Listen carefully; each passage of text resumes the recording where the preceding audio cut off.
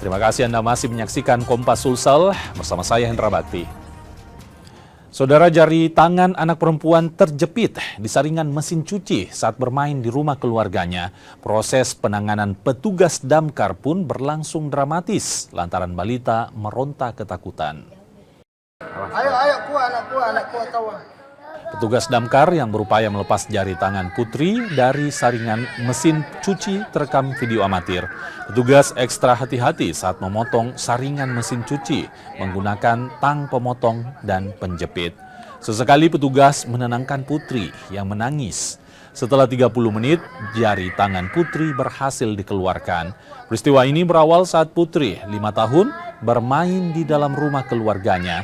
Korban mendekati mesin cuci dan diduga memasukkan jarinya ke dalam saringan mesin cuci. Meski telah berusaha, namun jari sang anak tak kunjung terlepas hingga keluarga meminta bantuan petugas damkar Maros. Mungkin bermain di mesin cuci, kami tidak tahu bagaimana kejadian pasnya. Tiba-tiba keluarganya langsung bawa anak tersebut ke Mako. Kebetulan bersebelahan rumah tersebut dengan Mako.